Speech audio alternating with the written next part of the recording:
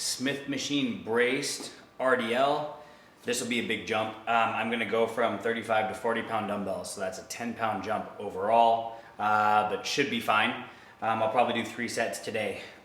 When you do these, you're focusing on the stretch on the way down, chest high, back braced, come down as far as you can. And I'll actually I want to feel my upper body coming forward, but I'll kind of guide the dumbbells back toward my feet. And then as you come up by squeezing your hamstrings and drive your hips, wherever you're making contact with the bar, drive into the bar as you come up. That'll help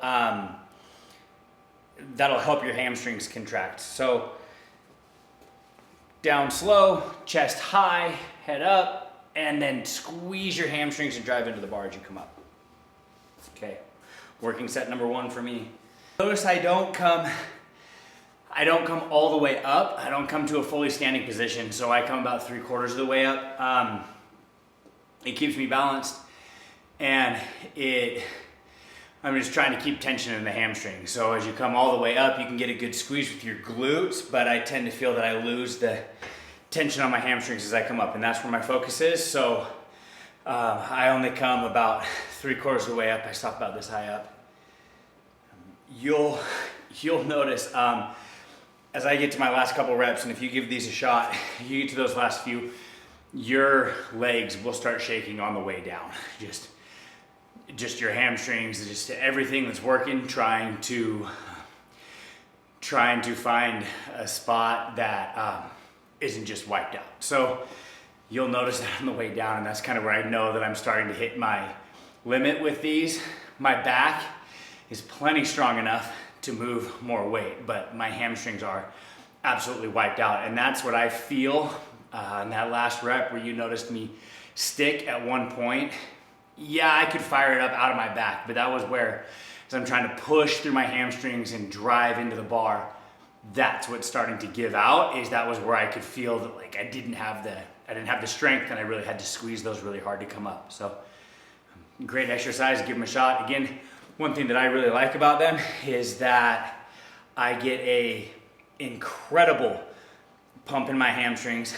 I get a ton of DOMs in them. I will be sore tomorrow from these.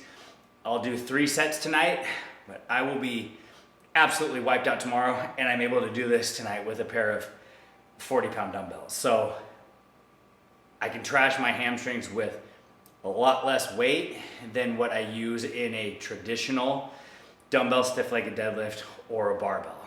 And I don't need to go any heavier than that. So give these ones a shot, you'll like them. I love leg press. Having very long legs and a very short upper body, leg press allows me to really get into my quads. I've done where I've really tried to go outside and bring my knees all the way back by my elbows. I'm not doing that right now. What I've kind of noticed with that is I get really sore on my inner thighs, which tend to grow pretty fast, but I don't get as much soreness in my quads. Now, soreness doesn't mean everything.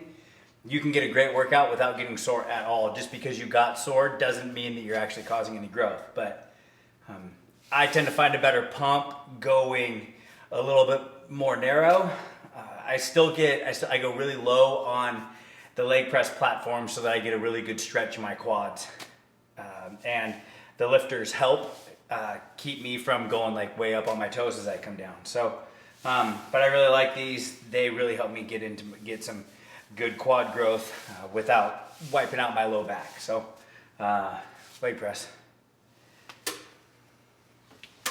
So that was great. My quads are already ridiculously pumped, and that's just after 1 set. I'll do 2 more. I got 15.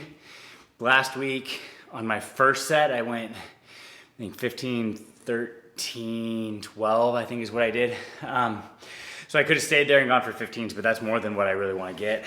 I wanted 12 at my highest range, but with the slight adjustment in my foot placement and where I was bringing my knees in, it allowed me to get a bit more. So went up 10 pounds. 12 was great. That was probably an RIR 3. 3 reps in reserve. You'll notice again, like with all my lifts, once it starts to get real heavy, I tend to slow down. I tend to start going even slower on my eccentrics, which is kind of counterintuitive. So most people, usually as you start to get closer to failure, you start to speed up those eccentrics because it's getting harder, right? So you're letting gravity take over a little bit of that movement, come down a little bit faster. I go the opposite direction. I just lean into that eccentric, and so I'll start to slow it down even more.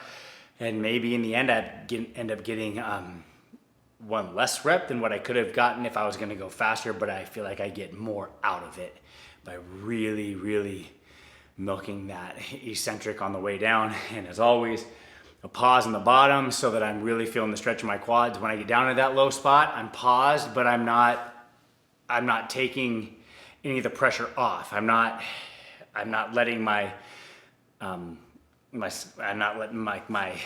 skeleton take over, or just really kind of bunching in and letting things relax. I'm really feeling the stretch of my quads. I'm keeping tension in the quads, and then I'm making sure that I don't get that like bounce out of the bottom, that stretch reflex. So I'm just smooth out of the bottom on it, but at least a good second pause down at the bottom, stretch, and then come up. And you'll also notice on my leg presses, I don't ever come all the way to full extension. It weirds me out when people come all the way to a full extension and lock their knees out. My knees tend to go backwards a little bit. I'm not hypermobile, like it's not a problem, but my knees go back a little bit farther, and I have hyperextended my right knee twice, just growing up and going through athletics. So because I've been through that, I feel a little bit of a protection mechanism just kind of kick in. It just kind of weirds me out when people go all the way in. I get this like weird thought in my head that I'm gonna like lock my knees out, and because they tend to go down anyway and underneath, that they're gonna just like blow out the back. So there's nothing wrong with it. If it doesn't bother you, you can do it all day long, and everything's kind of shown that that's not an issue. So it's just kind of one of my things.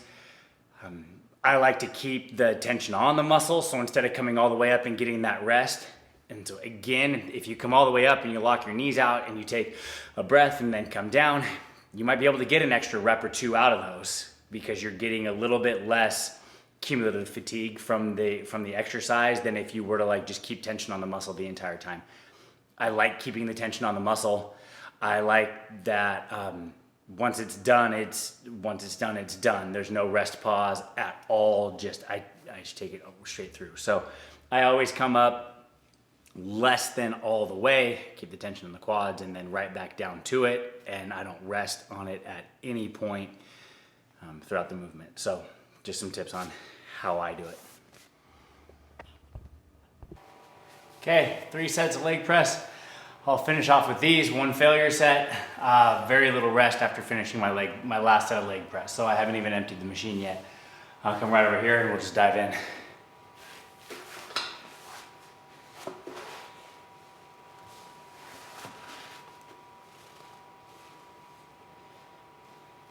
Really good stretch on your quads on the way down. Slow, stretch, and up.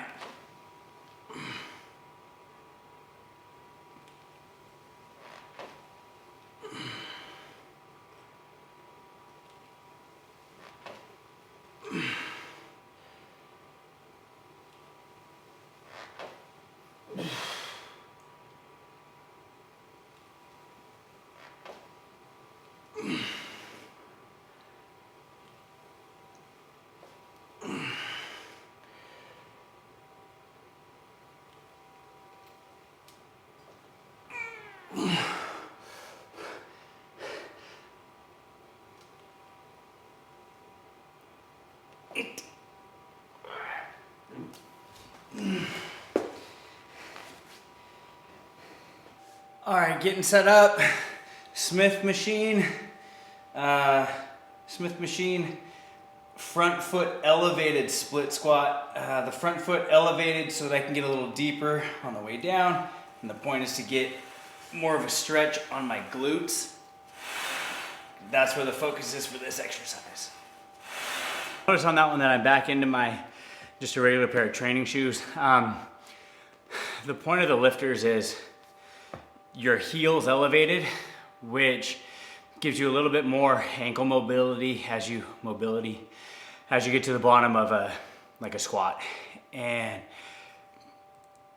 so it's a great thing to wear when you're doing any sort of a squat movement. So whether that's barbell, free weight, squats, front squats, hack squats, Smith machines, leg presses, anything like that, I always wear those. They're also designed to be, they're not squishy. You're not gonna go running them. You're not gonna do any kind of like dynamic movements with them. They're designed to be super responsive. So almost like just barefoot on the floor, when you go to press out of the bottom of like a squat, there's no squish, there's no give. They're just gonna respond and you're gonna move. But when I do my stiff-legged deadlifts, I actually want my toes a little bit more up. I want to be more into my heels. And the same thing with this. So when you're focusing on your posterior chain, those aren't the best things to wear. So I go back into just a regular pair of cross trainers. Tonight I have on my Metcons.